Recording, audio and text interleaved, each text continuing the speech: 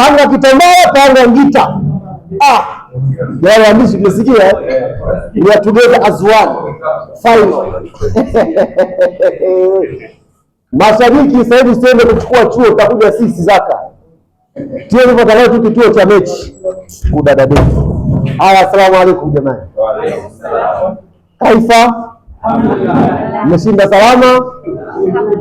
Ukishakuwa mtu wa football na unafanya mahojiano ambayo unajua kabisa yatakwenda kuonekana kwenye mitandao ya kijamii, na wachezaji ambao wapo kambini watakwenda kuona, wakiona kiongozi umesimama unashupaza shingo kwamba Yanga haifungwi mara mbili, unawafanya wanapata kitu kinaitwa kujiamini kuliko kupitiliza, overconfidence.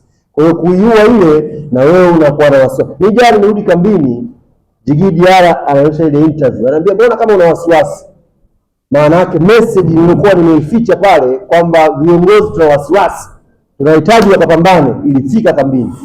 Ningeleta pale comedy pale kuaminisha kwamba Yanga haifungwi mara mbili, leo pengine Faisal yangetuzuru tena, lakini concentration ilikuwa juu.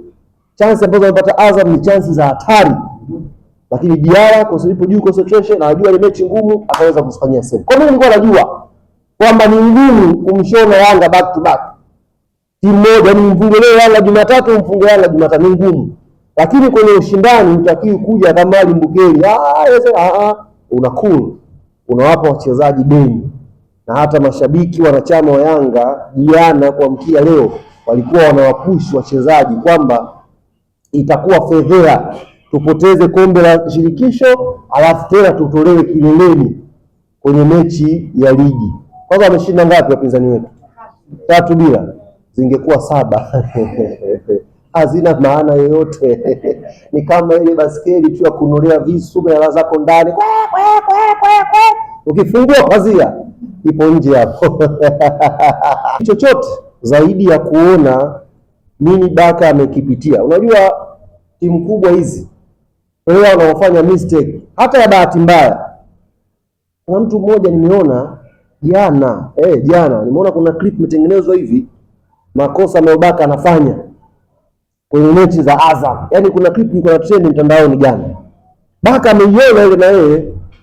Kwa hiyo ukimwangalia mchezaji pale kambini, na akatuambia jana mazoezi, wewe uko naongea naye mwishoni, ngoja mje mazoezi, uko naongea naye mwishoni.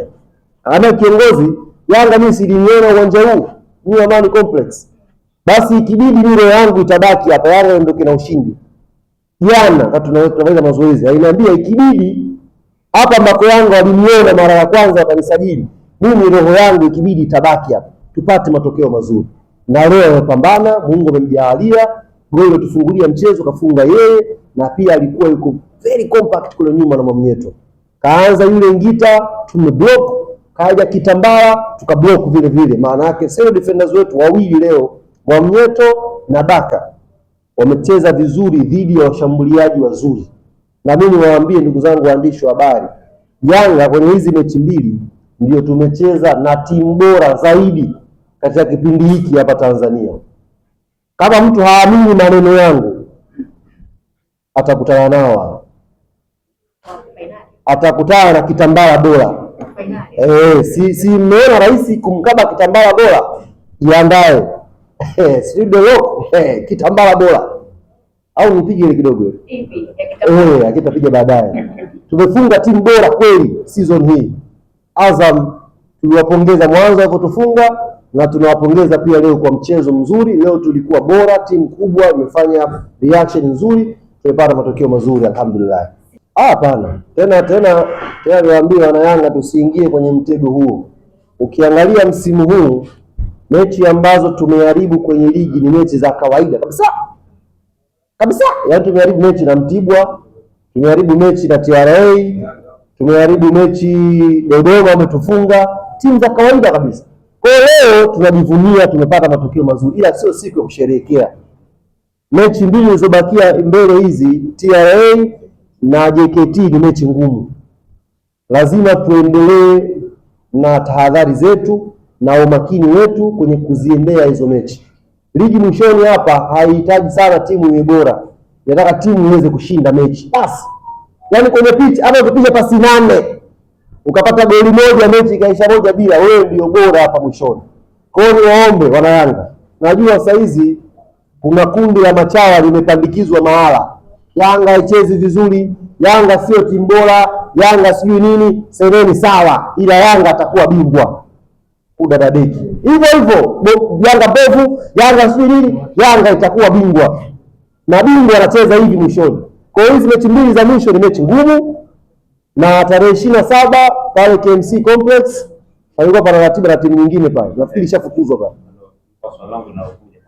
Shatimuliwa, watawaambia waenda kucheza hapo tarehe 27 Yanga Afrika tu pale KMC Complex saa 10 jioni. Tuje kwa wingi wana Yanga, tusukume hapa Zanzibar. Leo nimeona mashabiki wenye moyo kweli kweli, piga ngoma kutoka mwanzo mpaka dakika 90.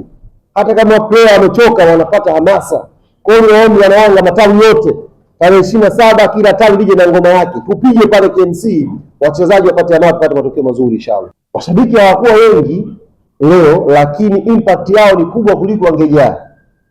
Impact yao ambao wamekuja leo wameonyesha namna gani wanataka tuisupport team.